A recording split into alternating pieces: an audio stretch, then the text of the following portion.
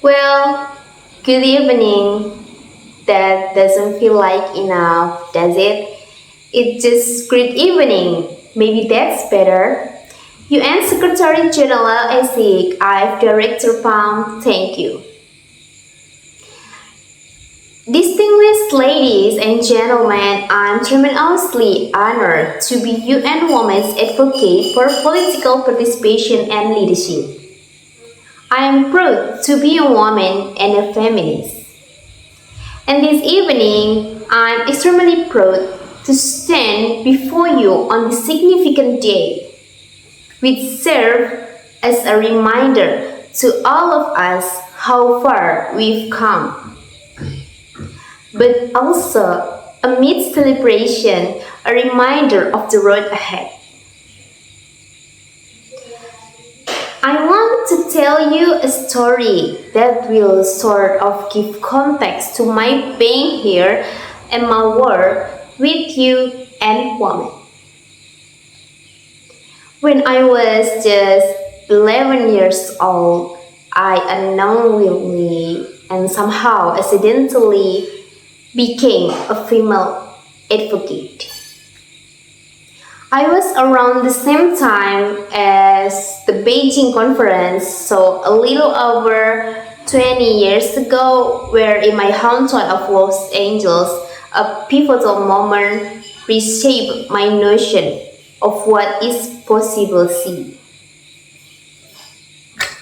I had been in school watching a TV show in elementary school, and this commercial came on with the tagline for this dishwashing liquid.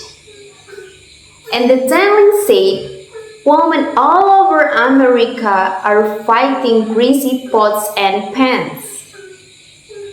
Two boys from my class said, yeah, that's where women belong in the kitchen. I remember feeling shocked and angry, and also just feeling so hurt. It just wasn't right, and something needed to be done. So I went home and I told my dad what had happened, and he encouraged me to write letters. So I did, to the most powerful people. I could think of now my 11 years old self worked out that if I really want someone to hear me well, then I should write a letter to the First Lady. So off I went script driving away to our First Lady at the time, Hillary Clinton. I also put pen to paper and I wrote a letter to my news source at the time, Linda LRB, who hosted a kids' new program, and then to powerhouse attorney Gloria Eilid, because even at 11, I want to cover all my base. Finally, I wrote to the soap manufacturer Lear, and a few weeks went by, and to my surprise, I received letters of encouragement from Hillary Clinton, from Linda LRB, and from Gloria Eilid. It was amazing. The kids' news show they sent a camera crew to my home to cover the story.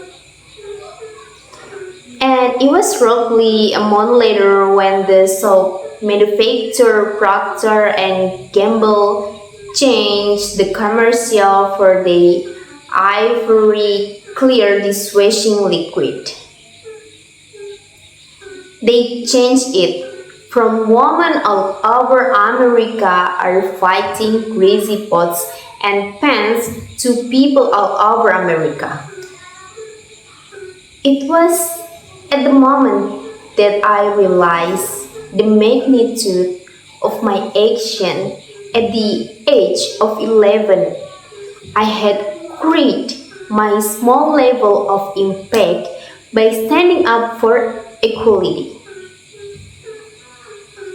Now, equality means that President Paul Kagame of Rwanda, whose country I recently visited as part of my learning mission with UN Women, it means that he is equal to the little girl, the Kim, a refugee camp, who is dreaming about being president one day.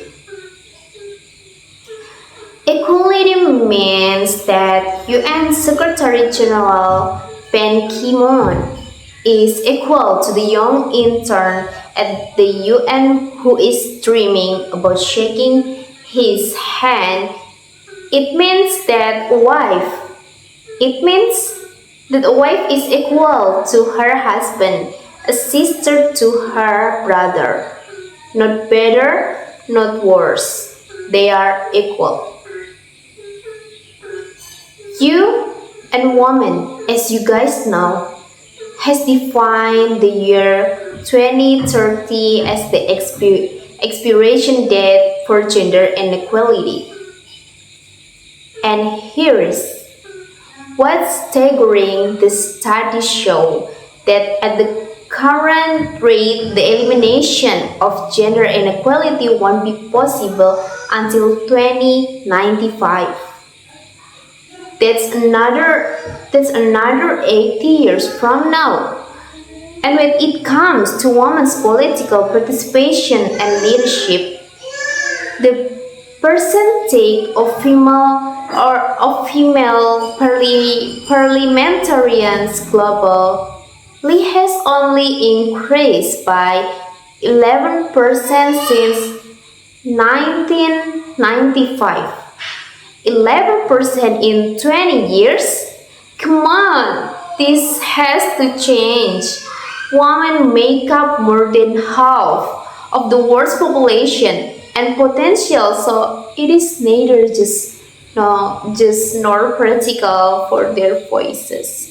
For our voices to go unheard at the highest levels of decision making, the way that we change that, in my opinion, is to mobilize girls and women to see their values as leaders and to support them in these efforts. To have leaders such as President Kagame of Rwanda continue to be a role model of a country which has a parliamentary system comprised of 64% female leaders. I mean, it's the highest of any government in the world, and it's unbelievable. We need more men like that. We need more men like that, just as we need more men like my father, who championed my 11 years old self to stand up for what is right. In doing this, we remind girls that their small voices are in fact not small at all, and that they can affect change. In doing this, we remind women that their involvement matters, that they need to become active in their communities, in their local governments, as well as in the highest parliamentary position. It is just imperative. Women need a seat at the table. They need an invitation to be seated there. And in some cases, where this isn't available, well, then you know what? Then they need to create their own table. We need a global understanding that we cannot implement change effectively without women's political participation. It is said that girls with dreams become women with vision. May we empower each other to carry out such vision because it isn't enough to simply talk about inequality, one must believe in it. And it isn't enough to simply believe in it, one must work at it. Let's all work at it together, starting now. Thank you so much.